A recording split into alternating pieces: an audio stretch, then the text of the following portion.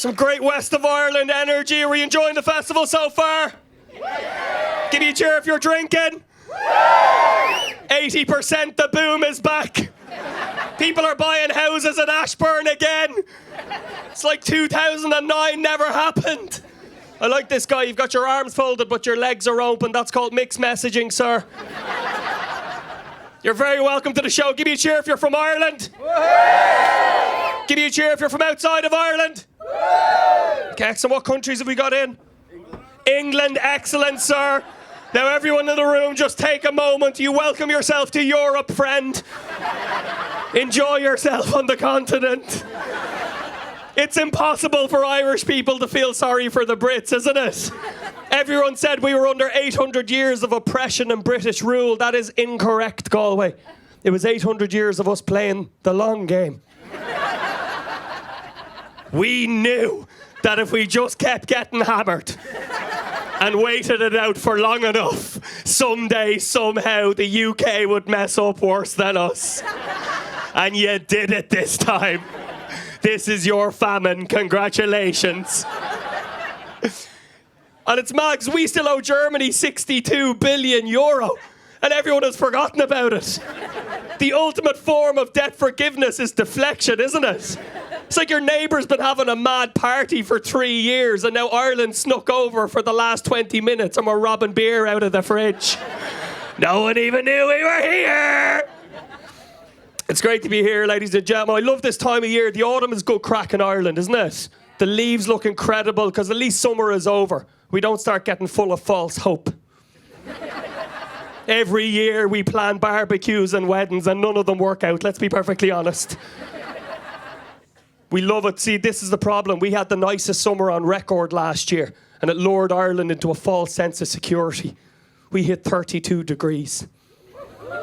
The entire nation nearly came to an end. I was in Dublin. After one day of sun, people started quitting their job. Hammering solar panels they bought from Lidl onto the roof. We don't need electricity, we have the sun gods now. Jumping into canals and rivers with bags of cans. By day 3, there was dead gingers all over the island.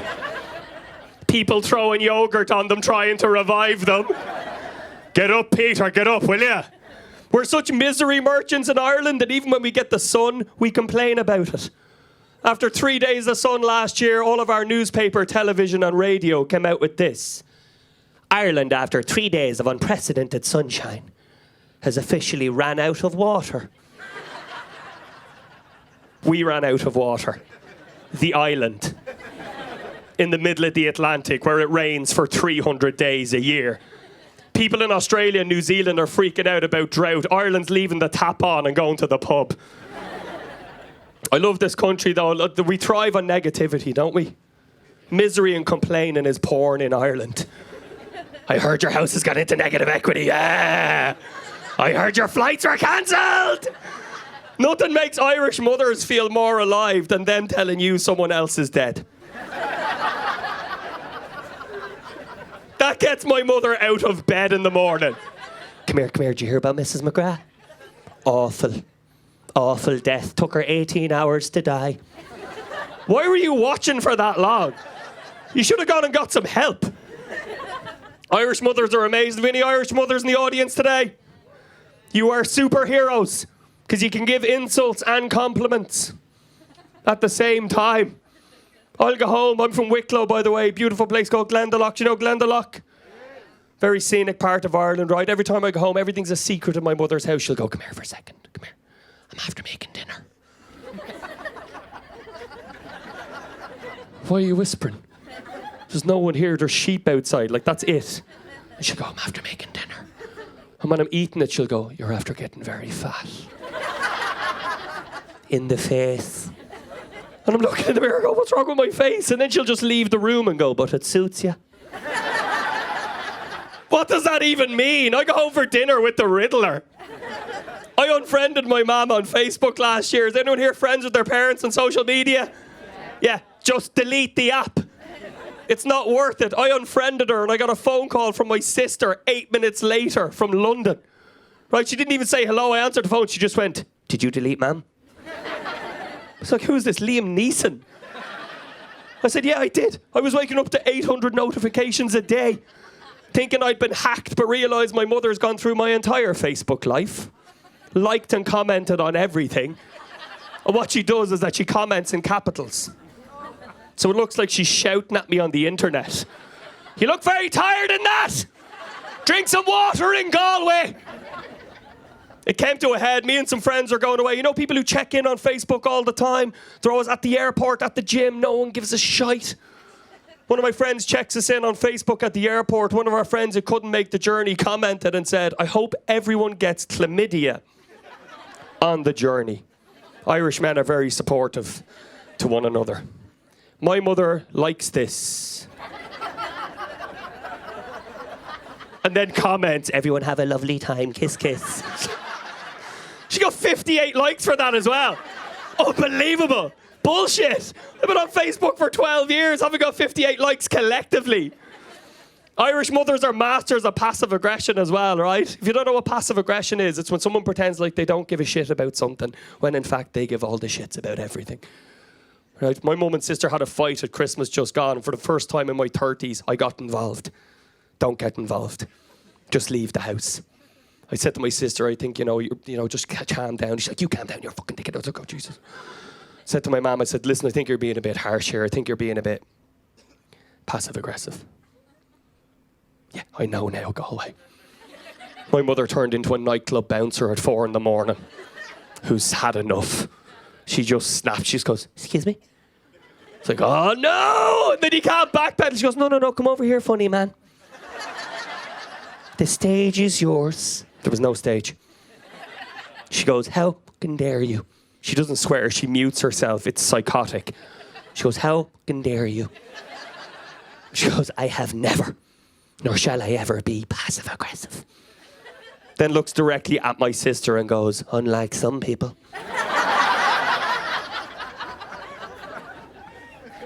It's good, man. Give me a cheer for having a drink today.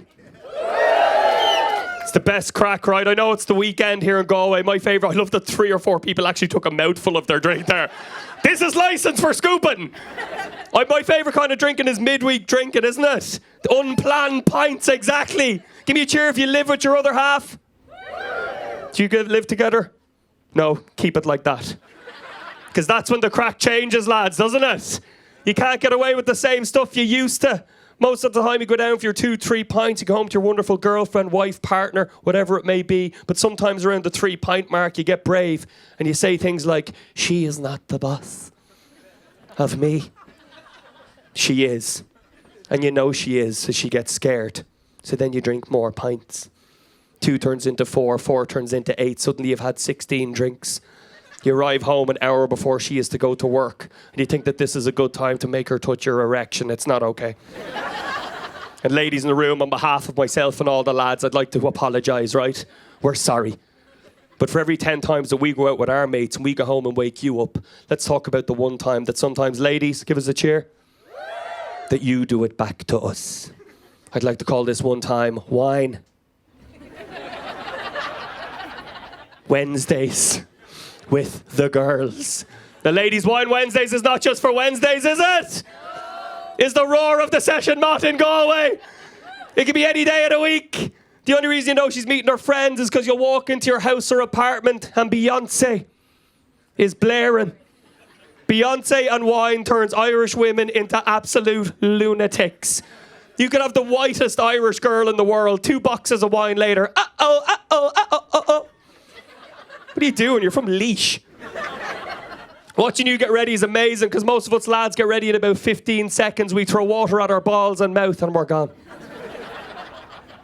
She picks up the handbag and she says, listen, I'm just going over to Jen's for an hour. I'm probably not even going to drink. I'll see you later.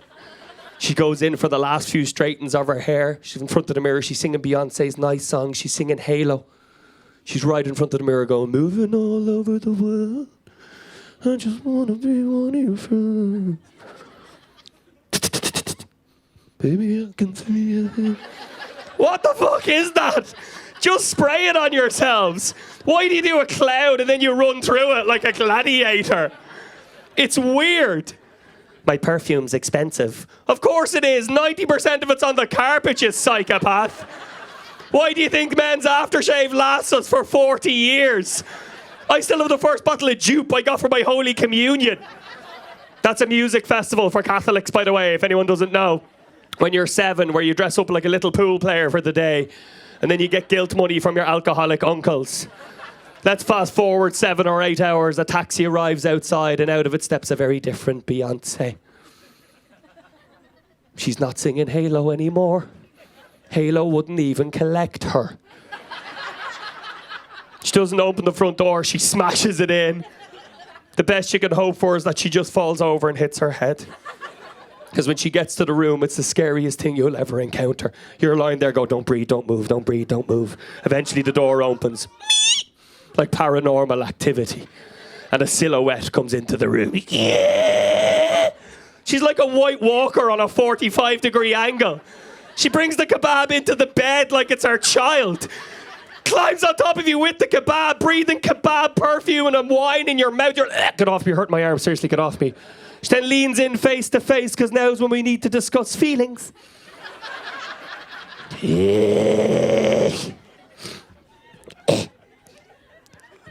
I missed you. I had a wonderful time. I love you.